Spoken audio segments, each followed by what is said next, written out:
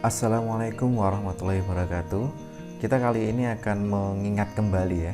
Jadi materi ini sudah saya ajarkan kemarin, kalau nggak di pertemuan 3 ya pertemuan 4, tentang uji distribusi ANOVA satu jalur atau biasanya dikenal dengan istilah one way ANOVA. Nah, sengaja saya ingatkan kembali karena ini setelah UTS, liburnya agak lama, 2 minggu, materinya lupa, SPSS lupa, ya ini kita ingatkan lagi. Sehingga materinya akan saya ulang. Nah, pada pertemuan kali ini kita akan mempelajari bagaimana langkah-langkah menghitung uji ANOVA satu jalur dengan menggunakan SPSS. Nah, yang mana Pak itu? Langkahnya yang bentuknya seperti ini. Ada suatu kasus, jadi si peneliti ini menguji 3 model sekaligus. Nah, biasanya yang satu model, contoh yang dari data ini, satu model atau kelas A itu merupakan kelas kontrol. Model B itu kelas eksperimen pertama, model C kelas eksperimen yang kedua. Contoh judulnya, contohnya seperti ini: pengaruh penggunaan metode pembelajaran STAD dan Jigsaw terhadap hasil belajar siswa. Jadi ada 2 model yang ingin diuji coba oleh peneliti.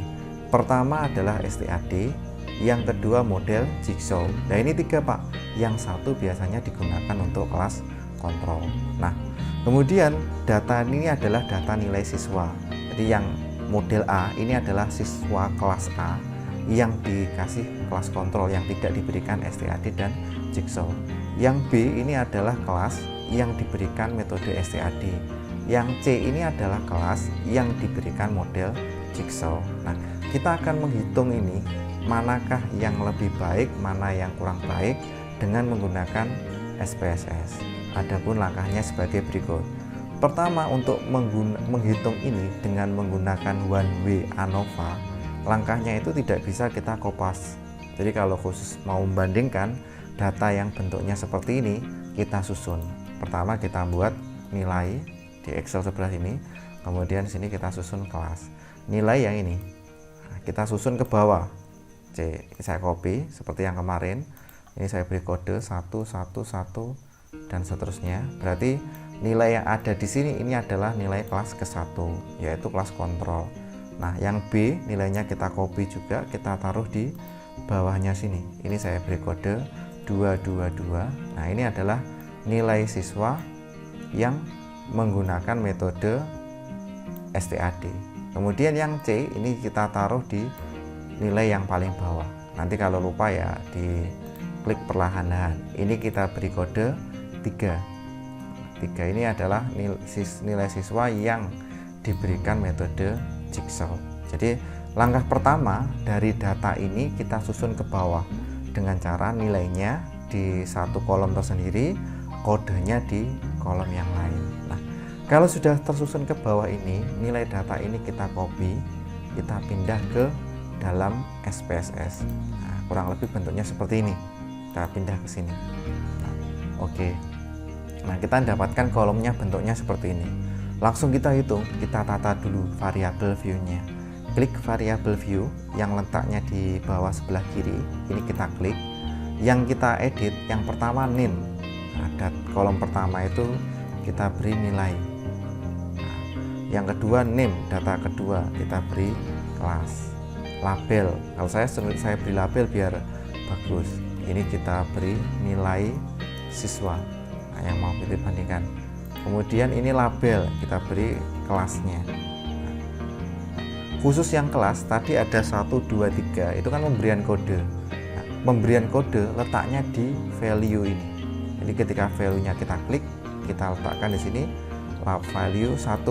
Kalau ada nilainya 1, berarti itu kita beri nama kelas A, add.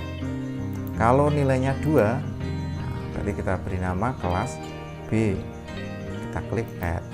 Yang berikutnya kita klik 3, labelnya kita berikan nama kelas 3. Jadi ini letaknya di value. Nah, kita add sehingga kita dapatkan 1, 2, 3. Kita klik OK. Nah, kita sudah mendapatkan. Kita kembalikan lagi ke variabel view. Nanti tampilannya akan berubah seperti ini.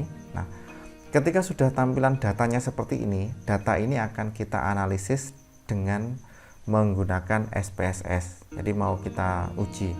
Langkahnya bagaimana? Langkahnya sebagai berikut. Nah, pertama kita klik analyze untuk untuk uji ANOVA one way, kita klik analyze. Terus kita pilih compare mean kayak gini. Nah, pilih yang one way ANOVA atau ANOVA satu jalur atau satu arah. Nah, kita klik nilainya seperti ini. Nah, nanti akan didapatkan ini yang dependent list ini isinya nilai, sedangkan yang faktor itu nilainya adalah kelas. Nah, berikutnya kita cek post hook. Post hooknya itu kalau yang kemarin yang saya ajarkan manual tuh skip, kita pilih yang skip. Boleh Pak dipilih semuanya, boleh. Nah, pada kesempatan ini saya pilih yang skip aja. Biasanya skip, tuki yang sering lah ya. Jadi ini silahkan dipilih mana yang menurut sampean disukai yang mana. Saya centang skip aja satu aja biar tidak membingungkan. Terus kemudian kita klik continue, terus klik OK. Nah, kita mendapatkan data yang sebanyak ini. Nah, bagaimana menganalisis data ini? Langkahnya sebagai berikut. Nah, uji ANOVA satu arah yang bentuknya seperti ini. Nah, langkah-langkah pengerjaannya, pertama peneliti ini membuat dulu hipotesis. Jadi kita membuat hipotesis H0 tidak ada perbedaan ketiga model pembelajaran terhadap hasil belajar siswa. Jadi kita klaim dulu awal H0 itu kita harus paduka tak bersalah, ketiganya nggak ada beda loh. Nah, itu H0-nya gitu. Terus kita membuat hipotesis yang kedua, ada perbedaan ketiga model pembelajaran. Jadi kita mengklaim oh ketiganya ada beda. Bagaimana kita menentukan apakah ketiganya ada perbedaan atau ketiganya tidak ada perbedaan? Cara menganalisisnya kalau pakai SPSS, kita lihat di output. Pertama ini, klik yang kolom ANOVA ini, saya copy, saya pindah ke ini, saya pindah ke bawahnya ini. Belum copy tadi, bentar ya. Jadi yang output ini kita copy, saya klik copy, klik kanan copy, terus saya pindah ke sini. Interpretasinya seperti apa Pak ini Pak? Interpretasinya atau cara membaca datanya ini sebagai berikut. Cara membacanya, perhatikan nilai signifikan yang ada di sini. Jadi perhatikan nilai yang ada di sini. Nah, jadi kalau kemarin kan manual, kita cari F, kita cari KT, kita cari JKT. Kalau yang pakai ini, pakai SPSS nggak perlu mencari itu, langsung kita perhatikan nilai sig. Kalau nilai signifikansinya lebih dari 0, ini kan 0,05, maaf bukan 0,05. Nah, kalau nilai signifikansinya bukan lebih ya, kalau nilai signifikansinya itu kurang dari, saya salah ketik ya, kalau nilai signifikansinya kurang dari 0,05 maka H0 ditolak. Perhatikan nilai signifikansinya itu 0,00, ini kan kurang dari 0,05, berarti H0 ditolak. Ya, kembali lagi ke hipotesis, kalau H0 ditolak berarti H1 yang sementara kita terima. Nah, berarti apa yang bisa disimpulkan? Ketiga model tersebut ada perbedaan. Nalarnya sebagai berikut. Nah, nalarnya itu adalah ini, dari hasil pembelajaran ini, model A, model B, model C, ini ada yang berbeda. Berarti kalau ada yang berbeda, pasti ada yang lebih bagus, pasti ada yang kurang bagus. Namanya juga berbeda. Jadi ketiganya ini ada perbedaan. Nah, lalu yang berikutnya, bagaimana kita menentukan manakah yang berbeda dari ketiga tersebut? Perhatikan kembali di nilai yang ada di output ini. Cari yang multiple comparison di sini. Kita copy. Nah, nama uji yang digunakan untuk multiple comparison kita menggunakan metode skip. Nah, kita paste di sebelah sini. Cara membaca datanya itu sebagai berikut, atau interpretasi datanya sebagai berikut.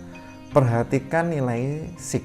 Pertama yang sama, perhatikan nilai signifikan. Yang kedua, nilai I dan J ini. Cara membacanya sebagai berikut. Nah, yang pertama, kalau nilai signifikansinya itu kurang dari 0,05. Ini kayaknya kehapus ya. Saya tulis ya. Di sini, jika nilai signifikansinya itu kurang dari 0,05, maka ada perbedaan. Nah, kita ceknya gini. Jadi cara mengecek pertama, lihat nilai signifikansinya di sini. Nah, ini contoh 0,013 berarti ada perbedaan. Nah, IJ-nya ini I-nya A, J-nya B, artinya A dan B ini ada perbedaan.